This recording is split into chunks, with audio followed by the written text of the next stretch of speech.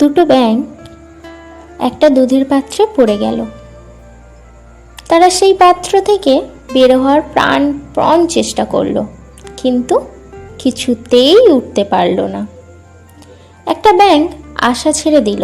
সে বলল, বন্ধু, আর বৃথা চেষ্টা করে লাভ নেই। পাত্রের গভীরতা অনেক বেশি।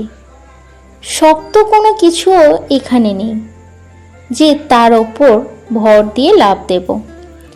আমরা কতক্ষণ আর সাঁতার কেটে ভেসে থাকতে পারবো? আমাদের মৃত্যু অনিবার্য। বিদায় বন্ধু। এই বলে সে সাঁতার কাটা বন্ধ করে দিল এবং দুধের মধ্যে ডুবে মারা গেল।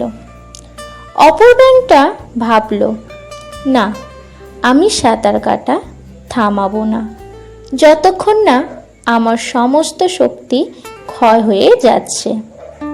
ততক্ষণ আমি সাঁতার কাটা চালিয়ে যাব। এই ভেবে সে সাঁতার কাটতে চলল।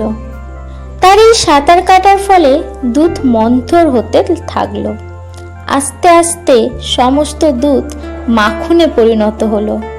ব্যাঙটা তার পায়ের নিচে শক্ত মাখন পেয়ে তার ওপর ভর দিয়ে লাফ মেরে পাত্রের বাইরে বেরিয়ে এলো। তার জীবন রক্ষা পেল। তাই শিক্ষণীয় বিষয়টি এটাই দাঁড়ালো, যতক্ষণ না লক্ষ্যে পৌঁছাচ্ছ ততক্ষণ চেষ্টা চালিয়ে যাও, জয় তোমারও হবে। আমার এই ভিডিওগুলো যদি ভালো লেগে থাকে লাইক কমেন্ট শেয়ার করো।